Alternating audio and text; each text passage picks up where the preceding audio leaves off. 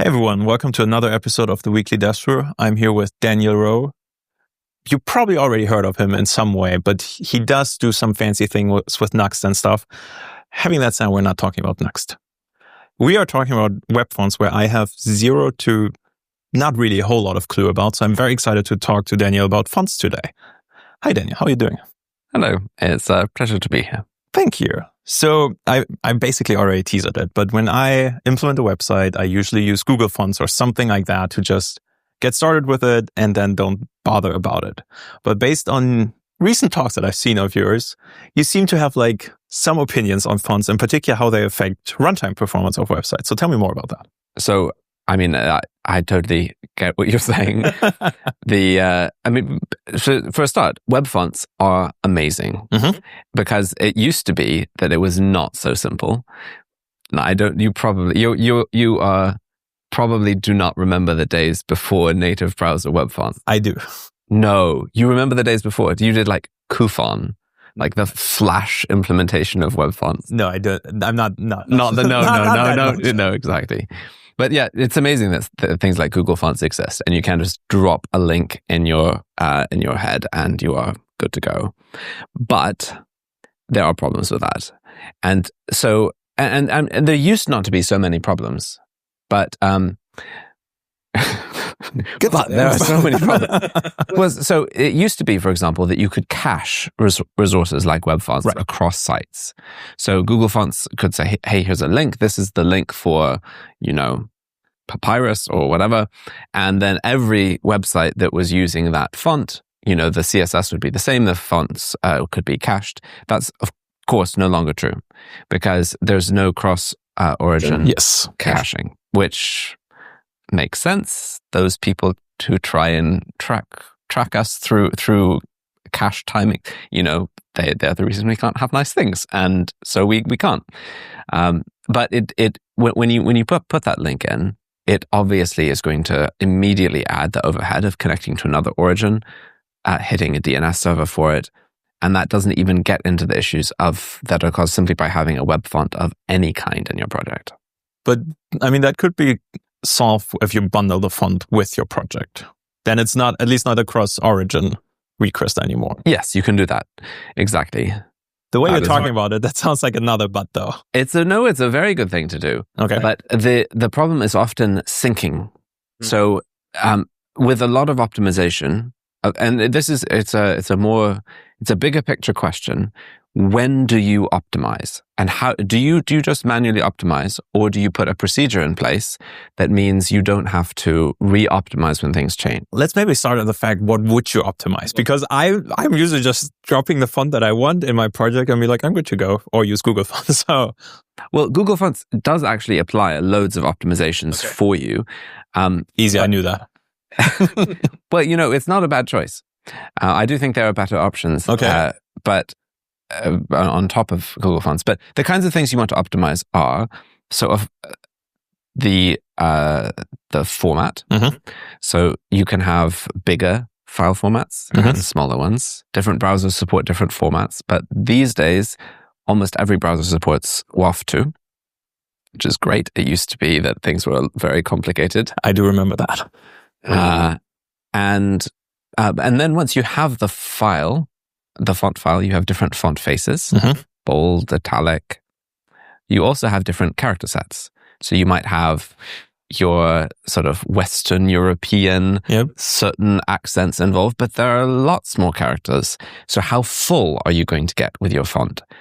And if you are using a font for some fancy custom headline or your sort of brand font, you're not rendering pages of text. You probably need very few characters, actually maybe even fewer than a normal one. And so there's actually a technique to address that called font subsetting, where you basically create a custom build of the font. Interesting. With just the characters you need. So you mentioned font subsetting. Yeah. How does this work? Do you say like, oh, here are those 20 characters that I use, please build a font with that, or? Exactly. Now, you mentioned Google Fonts. Google Fonts actually does this. You can pass the character set in the query string to Google Fonts, and it will generate on the fly a font with just those characters in it. But Pretty cool. I didn't know that. But even if you don't do that, it's possible to use something called where you can pass Unicode range, and basically in a font face declaration in CSS, you say, hey, here's the file for format WAF2. Here's the file for format WAF, just WAF. Here's the TTF. Mm-hmm. This is going to be for the bold. This is going to be for, but then you can say, and it's going to be for these characters, Correct. Unicode characters. So already Google Fonts will generate a CSS file, which has lots of different font files for different Unicode ranges. And when the browser encounters a declaration like that, any font face declaration, it's information that it then uses to decide when to fetch font. It doesn't do anything with it straight away. Okay. So what it will do is when it encounters a character in that Unicode range that has that font applied to it, then it will request that font file. Oh, okay. So, but I mean, to answer your question, yes, if you're subsetting a font, you basically just, you run a command on the font and it strips out all of the characters that aren't in it. It's not always legal. So different fonts have different licenses. And I think we sort of have a feeling like fonts are free, right? A little bit. They're out there, unless you've paid for it, or unless you've. But there are a lot of different licenses. You can have a license to use it in print media, but not online. You have a license to use it online, but and you might not have a license to subset a font. So you have to be very, very careful before, particularly if this is in a commercial way in which you're using the site. You don't want to do anything that might put you afoul of that. How do you tackle like this licensing topic? Like, I think Google Fonts does share the license of the font where you can look and read through it. But like in other circumstances, like if you're not using Google Fonts, how do you approach making sure that the license is viable for what you're doing with it? It's difficult. It depends who you are, like what kind of project you are as well. So, a lot of people are using these in their private websites. A lot of platforms have a license, a single license that you can read that spells out some key conditions for the server. So Google Fonts, Bunny is another one, Font Share, Font Source. There are a lot of CDNs like that. Adobe has a very, very restrictive license. So do read that if you're ever using it. But yes, you want to check. And I mean, reading legal documents is hard, no matter what it's about, whether it's about fonts or something else. But the key thing is you don't want to get it wrong. Yes. I do remember that, right? That you do have a legal background though. So this is not coming out of nowhere now, right? I studied law. Okay, that's what I thought. Yeah. But you also did in between, you did some consulting, right?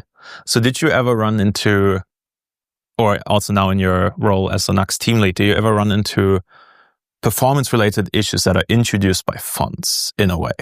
Absolutely. So there are lots of potential pitfalls, and some are actually caused by trying to make things more performant. Interesting. Yeah, I can totally see that already. So the first obvious one, which you already talked about, is a font which is too big. Yeah. And that is, or maybe you, or maybe even more than that, overuse of web fonts. Because always consider, can you get away with system fonts? Because there are some really nice defaults cross-platform. But then when you do use web fonts, you can just pick something that is too big. So that is something you'll just have to look at and see whether it's worth it. But people also do things like preload web fonts. Cool. And when they preload the font, it basically bypasses the browser's normal mechanism of deciding when to load it, because the browser normally, which for good reasons, because the browser normally loads a web font quite late in the cycle. So you have the HTML, you have the CSS. Now, without the CSS, you don't know whether to load a web font, but you also don't know whether to load the web font until you have the HTML, and in particular until you know whether the selector in the CSS applies to the node in the element in the DOM. And so it's at that point that you start loading. But this actually can be quite late on in the process. And wouldn't it be nice if there's not so much of a gap between loading with a fallback font and then web font coming in. Right. So people sometimes think, rightly, let's get the browser going sooner. Yes. And so they'll add a preload link, but this is where it goes wrong. People preload not just so imagine that this is your page. You might not use every font face. You might not use every weight. So you might have no italics, just bold on this page because it's a heading, but you've preloaded more. Or you might think, you might preload the wrong file, the font format. Yeah. So you might preload the WAF, but the browser is not going to pick it. It's going to pick the WAF too. So you might have this scenario, and I have seen it, where you look at the network tab and there's lots of network activity and the fonts are totally unused. Yeah. I think it would be interesting if the browser printed the same warning. I don't think the browser does print this warning. I should know that. I'm pretty sure I've done that and not seen a warning. Because the browser will tell you, the DevTools will say, hey, this site preloaded this JavaScript and it wasn't used, right? Yes. But I don't think it does it for web fonts. The thing that I'm though wondering now, if you don't preload it, can you not run into layout shifts to some extent? I mean, not like in the dramatic way of like you're having like an entire section that you're loading, but like the size of the font will be different if you're like using like a system font, or you're starting with a system font and then you're switching like to whatever you have. Oh yes. I mean, that's my least favorite, like, negative feeling about it. So I mean, obviously a slow website is terrible if you're trying to click around and it's not responding. But the other thing is when you're loading a site and then it changes. It would be like a little jitter if the font is just like slightly different. Yeah. But I mean, it can be more, because if a font, if you go it can suddenly add another line. It's true. And that can be a lot bigger, even though it might just be a little width difference. And there are solutions for that. So some very, very, very cool stuff. So it's possible to take the metrics of a font. So if you imagine a font file is I don't know, it's got hundreds of different characters in it. It's got lots of data. But if you take a look at all of those, you can extract some common metrics. So how high above the line does the top character go? How low does the lowest one go? Because different fonts and how wide is it on average? This isn't a perfect metric, but you can take an average of a character set. So you can say the Roman alphabet, like what's the average width? Yeah. And so you can come up with some metrics and use those to characterize the font. And you can characterize them with just those 4 numbers. And that's enough to say, now we can actually morph your system font to be the same shape. Interesting. So it's not going to be exact. It's not going to look the same. If it's Times New Roman and you're using Poppins, it's never going to look the same. But we can make it take up the same amount of space on the page, and as width-wise, on average, take up the same amount of space. Gotcha. Which means that you'll still have a flash, but it shouldn't move the layout quite so much. Right. Interesting. How? It sounds like very tedious manual approach to like figure that out. Well, one answer is probably going to be we have a Nuxt module for that, but so we do. Thank you we have a Nuxt module for that called Nuxt Fonts, but that Nuxt module is actually built on. So it's a bit of a story, a bit of a I have time. Saga on how much time do you have? So originally, I built a small library called Fontaine, which is a unplugin. So it runs in any. Actually, I originally built it as a Nuxt module, but then I immediately saw this is silly to be doing this because it could be used by anyone. Why is it specific to Nuxt? So I pulled it out and made it. It was originally like Nuxt font metrics. So I pulled out and made it something called Fontaine. And it basically, by the way, this is not my idea. The metrics, some very smart people at Google came up with this, and I've sort of absorbed it and implemented it. So I don't want you to think more highly of than you ought. But basically, what it does is it looks in the CSS for the font family you're using, and then it adds some metrics. Yeah. So it says, okay, so if you're using, I don't know, Nonito, so and why not? And why not? That's legitimate. You should feel no guilt. Okay. And so you're using that font, and so we're going to add another font face declaration next to it. So you have the Nonito font face, and then you have like Nonito fallback, and it will have, instead of the source being a web font, it will have a source being your local font, and it will have some font metrics that we can apply to it. So we can basically, we have things like ascent override, descent override, and size adjust.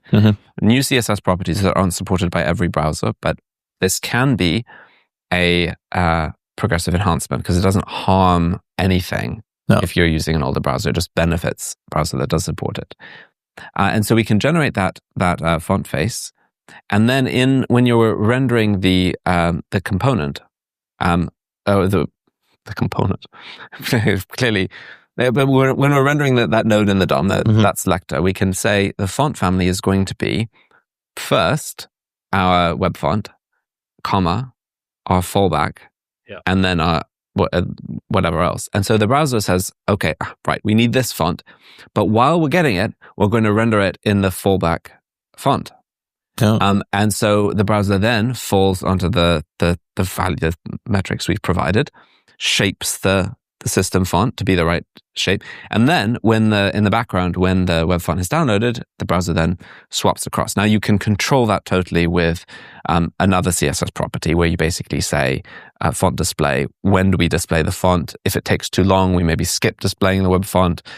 You can block rendering text until the web font downloads, but mostly people just do swap. So you just, when it downloads, you change it across. And that means that there's not a huge jerk when that happens.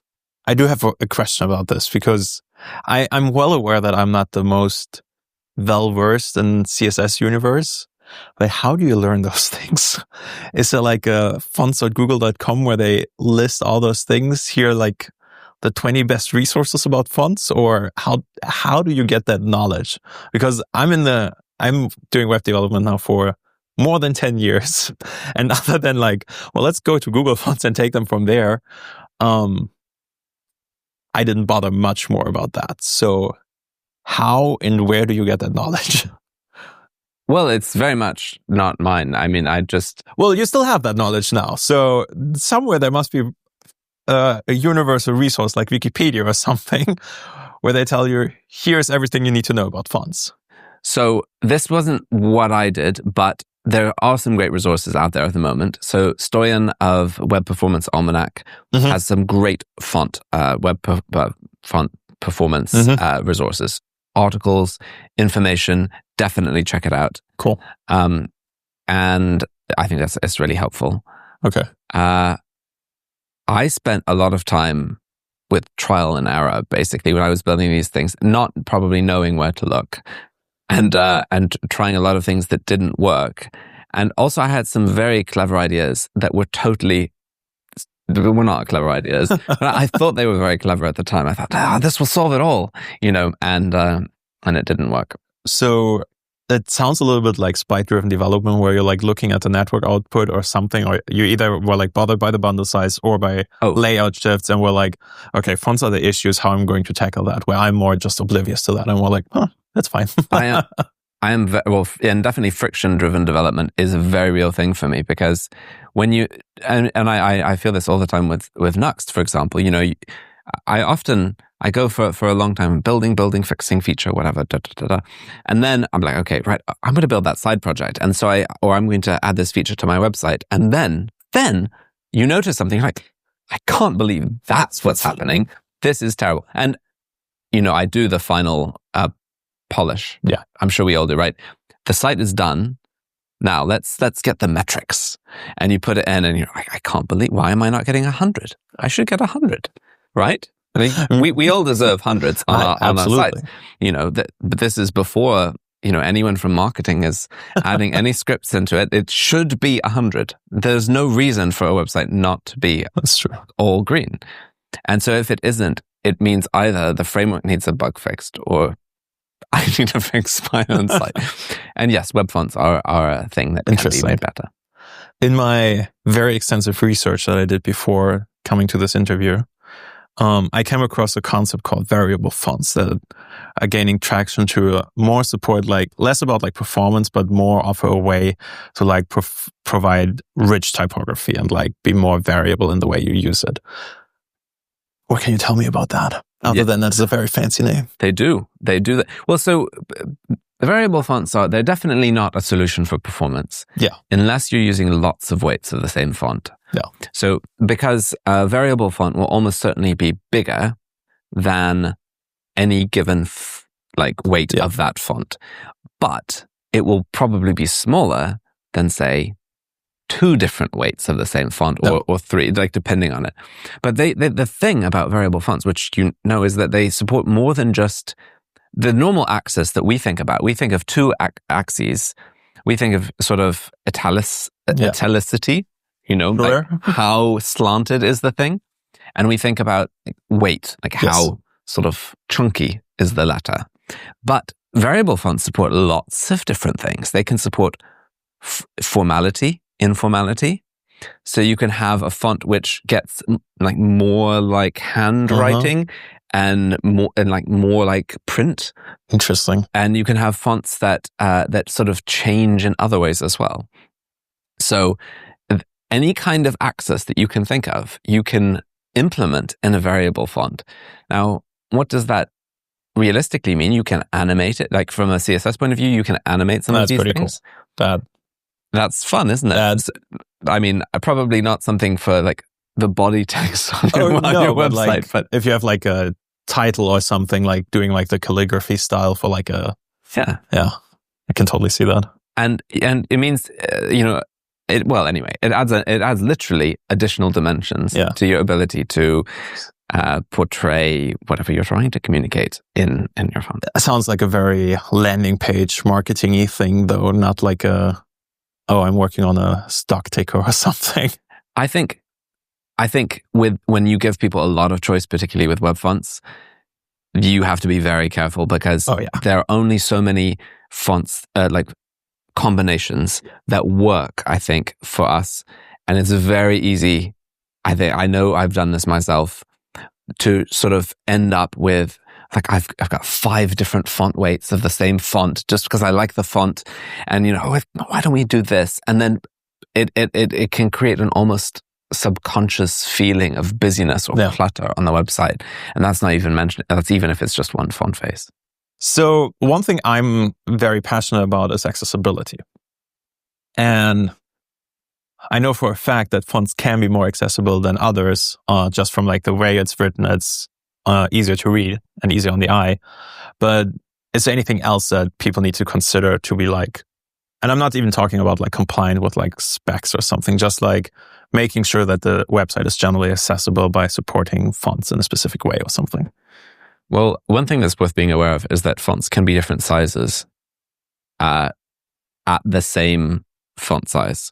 So oftentimes accessibility audits will highlight things that are related to the font size in pixels. Yeah. But actually that doesn't necessarily mean that the font is readable. Yeah. And this is obviously exacerbated by the fact of is the font itself, is it, a cursive fantasy style font, or is it a chunky sans serif font? Oh. There'll be a lot and so that's not something that can really be automated, unfortunately. But there's definitely a question to be asked. So is my site readable? Thankfully, web fonts do significantly improve accessibility compared to some of the previous technologies that existed. That, even like rendering images, for example, which would obviously be a terrible, terrible thing for accessibility. But I would be thinking about the question of readability, but just also bearing in mind that users who use your website may have their own preferences for their fonts that they read your website in. And is there a way to override that? That is the design of cascading style sheets. That makes sense. The idea that you would have browser vendors' preferences, website makers' preferences, users' preferences, and the user preferences trump the others. And so that is something that we can often feel but annoyed about, is that we feel like as developers we're in charge, but we're actually not in charge of how our websites render. We have a lot of control, but at the end of the day, there are things users can do, and changing fonts is one of probably the things we should most expect that they will do, because a user might say, "I want to view this website in Atkinson hyperlegible." Exactly. And that's what I want. And so if we create websites that are 100% to the pixel, they won't work if we're using a different font. That's a question. I would, when you're testing your website with fonts, so one, test if it works, what it's like if the font is blocked. Mm-hmm. So it can't be downloaded, or there's some issue with it for whatever reason. Mm-hmm. Also, delete all copies of the web font from your own system, because sometimes people are building a website, they have the font installed, it all displays perfectly, they deploy it, and they find that they never included some font weight. They include one font weight, but not the other. It looked fine in their system, but it doesn't. Absolutely never happened to me. But also, and try it with a different font, because that is something users will 100% do. And different font sizes also. A font size is another very, very basic accessibility thing that people will set. And I mean, we all know the experience of zooming into a web page, but there are other ways of setting font sizes too. So those are good to be aware of. Never thought about that. So thank you very much for that. So we briefly touched on this, but there's to some extent a shift, or there used to be a shift from system fonts to custom fonts. And now due to performance and like bundle size issues, there's somewhat also a shift back to system fonts. So you have like this kind of a gap of like creativity versus performance. Like how, other than like your fancy Nuxt trick, if you don't have Nuxt or Fontaine, where would you stand on that spectrum? Well, asterisk, I want to say something about that. But, I mean, I think custom web fonts are great. Yeah.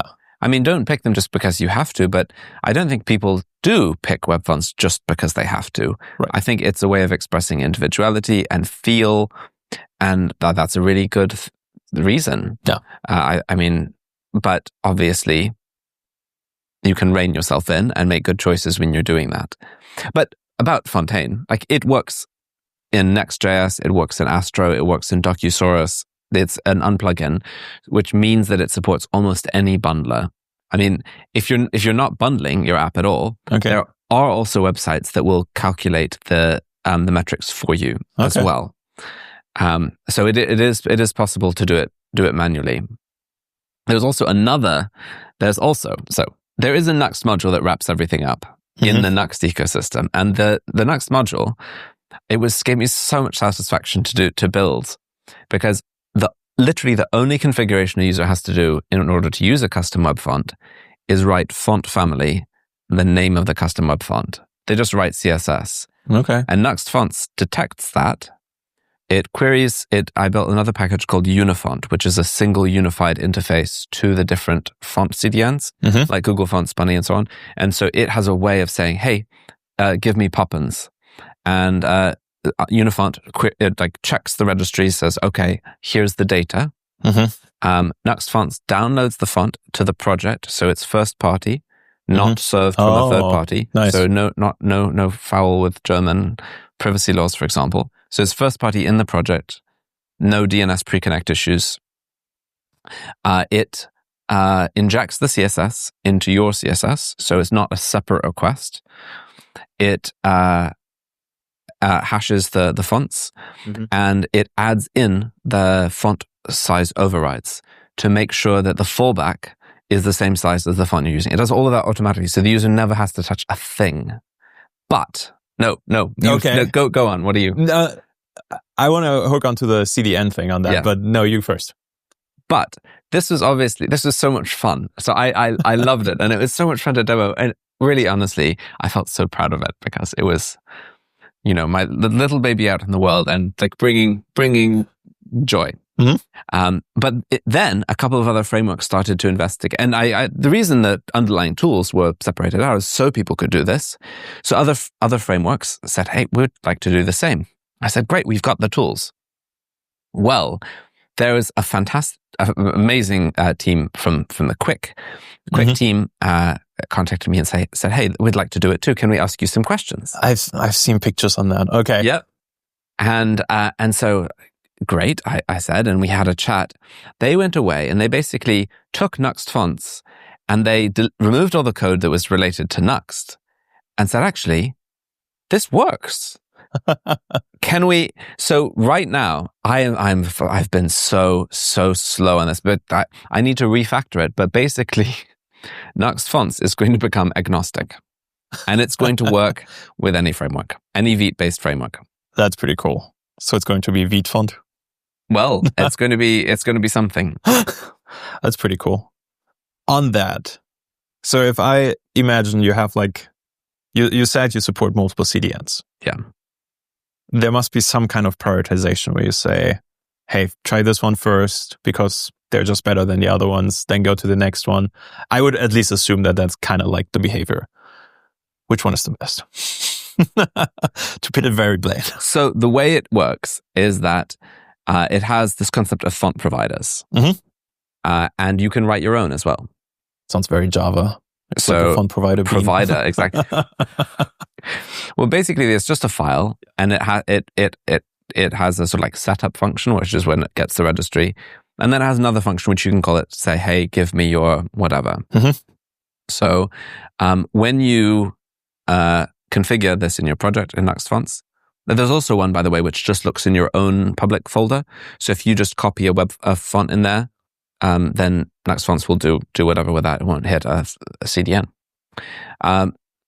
You can granularly disable individual ones. You can provide your own prioritization. So there's no, it will do it in whatever order you want. By default, I'm waiting for the but. there's no but. By default, it hits Google fonts first. Okay. That's the first one in the list. But you said at the beginning it's not the best. Font CDN? Google Fonts is great.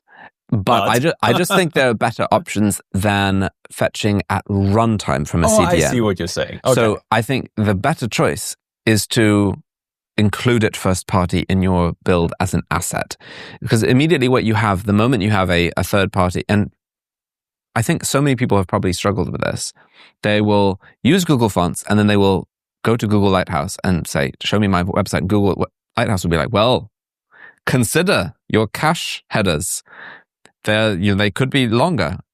And then they'll say, look at this file from Google Fonts. And people are like, do you talk to each other? Which is not like, there are legitimate reasons for this. And there's not actually a problem here, but it does feel a bit strange, doesn't it, when you get that warning? So there are problems that will be solved by including something as an immutable asset in your own deployment. Actually, now that we talk about this particular, every time when I'm like troubleshooting issues related to font, I think it's really hard to deduct what font is applied right now, particularly if you have like fallback fonts and those kind of things, because it just says what font face is applied, where it's then saying like, well, by default, it loads Open Sans. If that's not there, then it tries Inter. If that's not there. So how do you tackle that? You seem smarter than I am, so... I'm not sure. In DevTools, you should be able to see what font is applied to a selector. So it may be a different DevTool. So you might need to go to the font DevTools. Okay, there are font DevTools. There are font DevTools. So basically, if you're looking at your normal, like, what is it called, layout or something like that, you'll see like your DOM nodes, and you click on them, and then you'll see like the CSS. Exactly. Yeah. And so that will say font family, whatever. Exactly. Right. Not helpful. But there is another font panel that will show you what font is being applied to the given selector, and also which fonts are available on the page. And also, I should say, Firefox has great DevTools on fonts. Okay. So it's maybe worth also checking those. But there are some really helpful tools. And then if you do want to start debugging this, try granular network overrides, where if you go into your network panel and look at the fonts, you can block fonts one by one. So you can say, okay, let's see what happens if we don't have that font. Yeah. Okay, because often if you want to say debug the loading state of the font, it's very difficult to do that because it's instant. And even if you slow your network down, it's still going to time out. But if you actually block the requests to the font files, you can get, okay, this is authentically what the loading state is going to look like. And now I can then turn that off and see what so that's a very useful tool as well. Yeah, I didn't know that. So today I learned. I'm glad. This was a great conversation. Okay. It was worth it for you. Yeah, absolutely. Like I always love talking to you, but this was very worth it for me. Because I always, as you said, like looked at the CSS and I was like, yeah, this is useless. It's not doing anything for me. I know which font faces apply, but it's not doing anything. Glad, thank you. So I think we touched on this to some extent, but your recommendation would basically be at any given time, and that sounded like that's what you're doing with Nuxt, is use local fonts. So at compile time, you're basically, even if you're using a CDN, you're copying the asset and applying the CSS accordingly. So if you would have to, your strategy would always be basically local first in that sense. Yes. Okay. I think your font should be an asset that is, it shouldn't be part of your build probably, because it doesn't need to be changed. But you're probably not applying any transforms to the font. I don't. Unless you're subsetting it. But even that, so you probably don't want to be transforming it, but it still should be, yes, deployed with your site, ideally, I think, as part of your build asset. So onto whatever CDN you're using for your JavaScript. And did you ever come to the scenario where you had, I cannot think about it, but usually you don't want to include assets as part of your build if you want to be very dynamic with them, where you want to like replace them and don't want to redeploy the entire site. This would be one scenario where a local CDN, for instance, could make sense. Is there anything that you have encountered something like that where someone is saying, I want to change like Google does it to some extent where they're like doing like the little widgets or something and they change like on a regular basis. Have you ever come to the scenario where you were like, okay, we deploy our website once a month, but we change our font weekly based on the mood of the team? So in my experience, fonts are very rarely changed. Yeah, that's what and so they're one of the safest things to cache. Yeah. And you can basically, I would cache them as immutable artifacts and then change the name. And you can change the name with a hash of the contents if you expect the contents to change. That's something that obviously works best in a build step, where you're basically which Nuxt fonts, for example, does. But shocked. But also there would be lots of other ways of doing that. So I would say you're not looking for the same file name, public sans.waf. You're going to want some kind of something in there that you can change when the contents change, and then just cache it as an immutable asset. So one thing I'm also wondering, because at this time we're in, it's not uncommon that you want to have like your site to be very multi-language or multilingual. So you might need also special characters, and then you also, depending on the countries you want to support, you have like right to left text that goes from right to left, or even text that goes from top to bottom. But that if you're sticking with the same font, then your character set is like massive. Yeah. How do you handle like the scenario of like, I'm Google and have my website running in 260 something countries, 190 countries, 190 something countries, 195? I think so. I don't know how many countries Google. I would assume all of them. All of them. Yes, exactly. Yeah, no, quite right. So I think Unicode ranges are our friend here, because you can, now it doesn't address the issue of testing it and making sure that your site does display properly, right? So, and it's possible to have different fonts for different character sets. You could do that. But a lot of the fonts that people would want, there are fonts that are out there that are basically niche fonts that probably have a very limited set character ranges, but they have sort of very interesting characters. So people might use those for headings and things like that. Yeah. Probably not. They can get away with using it in the body for a particular language. The number of fonts, if you're saying like, I want every language in the world to support this font, yes, there are many fewer of those. And so you're restricted in your choices based on the availability. But once you've picked a font that you feel does support all the characters you'll want to display, then it's the Unicode ranges which are your friend. So you're effectively splitting the font up, ideally into lots of files. So a user from India is going to get a different set of font files downloaded than a user from Spain, than a user from China. And so that the browser just does that very effortlessly, so that you don't have to put a lot of, as long as they're split up and you provide the correct Unicode ranges, it's just done for you. Okay, interesting. There's one topic in regards to fonts that kind of similarly trigger me like enums do in TypeScript, and that's ligatures. So, what's your opinion? I am not. I think I probably. Well, so I love ligatures. I think they are wonderful, beautiful. They're works of art. They just make me happier. That's. I'm glad to hear that. But I also the font I use in my editor.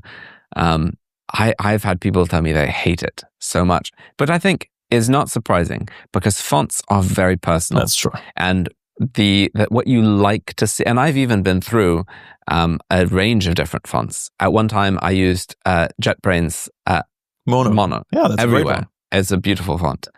And you get, and I find the same to be true of music. Yeah. You listen to something everywhere, and then you're suddenly tired of it, and you use something else, and then you come back to it and you say, "Oh, this is wonderful. Why did I ever tire of this?" So it's very interesting, fonts and preference.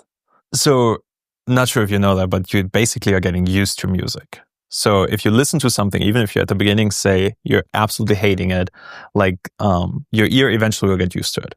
Do you think that's the same for fonts? I do. Because, ligatures still is not growing on me. I've had to look at them quite a lot. But I feel it feels oppositional to me. It feels personal now. You're never You're never going to be won over by a sweet looking ligature. It's not. You're not going to think, "Goodness me, I love those 3 lines in front of each other." Yeah, no, I absolutely don't. Well, Daniel, it was, as always, really nice to talk to you about those things. And I do want to use this time to thank you personally for everything you're doing in the Nuxt ecosystem, but also the broader impact that has on other communities like Fontaine and Unifont. Yes. Thank you. So I really appreciate your effort, and I think that's very impressive what you're doing not just for Nuxt, which is already impressive, but for the broader ecosystem. So thank you, and thank you for joining me for this cup of coffee. It's a pleasure. Thank you so much, and thanks to you listening. See you next time.